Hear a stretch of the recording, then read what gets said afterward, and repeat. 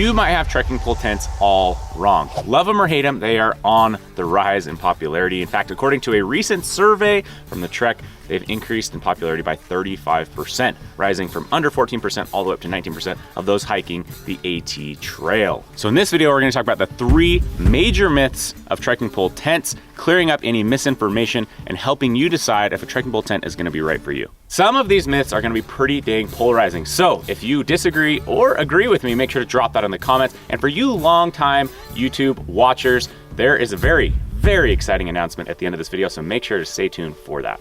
So why are trekking pole tents on the rise? Well, first off, they're a whole lot lighter, sometimes by about half as much.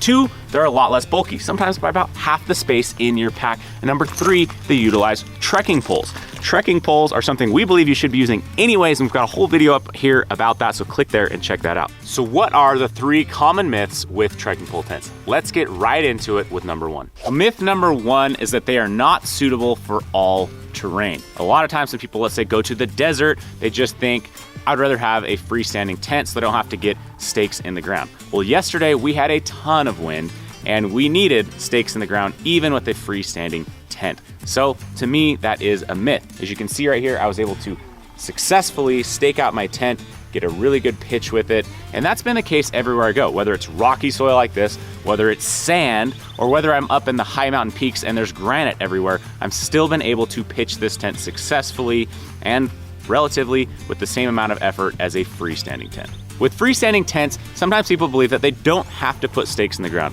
But when we have excessive wind like we had here yesterday, hard to believe after such a beautiful morning, you would have absolutely had to put the same number of stakes down in your freestanding tent to make sure that it was secure. So to me, again, that's just another misconception. You do need to get stakes in the ground wherever you're at.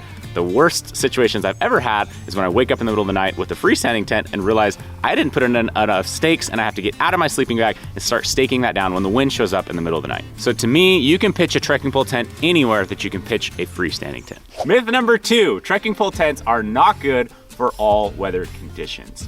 I have had this tent at the highest of highs, getting snowed on, getting insane amounts of wind, getting tons of rain.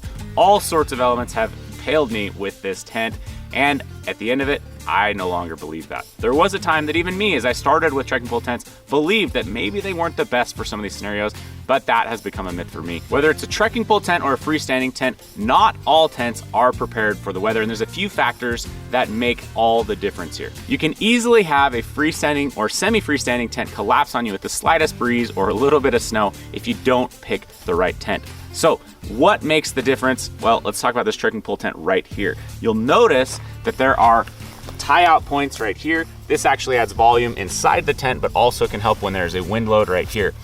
Right at the bottom, you'll see additional tie out points. And so with this piece, we actually have movable and clippable storm points is what we call them, that can move around the tent for added help. You'll also see this fabric right here. This is a 15 denier fabric. Through our testing, that's as light as we wanted to go, but still keep the strength that it needed to handle extreme weather, such as snow, extreme wind, rain, etc. So those are some important factors: fabric, weight, and strength, the amount of tie-out points and where they're located. And if you're using a freestanding tent, definitely the pole strength and the amount of poles there are. If there's just one pole going across the whole thing, it's not gonna be strong enough to really support a load. Before we get to myth number 3, I wanted to pop in a little bonus myth right here, which is about condensation. In my opinion and in my field use, it's the same amount of condensation that develops in this or in a freestanding tent. The difference is in a freestanding tent, you typically have that mesh wall barrier to keep you from touching it.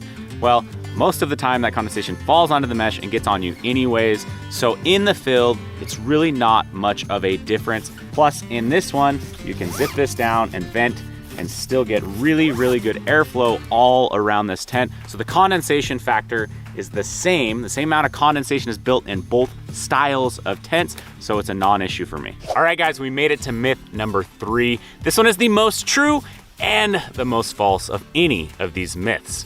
And that is that they are not quick or easy to set up in the field. Why do I say it's the most true and the most false? Because if you don't know what you're doing, it absolutely is true. These can be difficult to set up if you've never done it at home, if you've never watched anything on how to set them up quickly and efficiently, or if you just have no experience with them. People can take these out in the field for the first time and have not very good experiences trying to figure out how to set them up, especially if there's any wind or something the day that they're doing that in the field. But in my opinion, that is a huge myth. I firmly believe that I can set this up just as quick as anyone setting up a freestanding tent, especially if they're going to be staking in the guy lines that they should be using in case any inclement weather shows up. I'm not going to lie to you here and say that you can do this for the first time quickly and easily. I do think that a little bit of practice goes a long way, but with that practice, it's really not an issue anymore, and that myth can be busted. So how do you know if a trekking pole tent is right for you? To be honest, it's still a personal decision. But this tent right here is finally available after 3+ years of development, and it does bust all 3 of those myths. So click the link down below, check it out, make sure you're subscribed, and we'll see you guys out on the trail.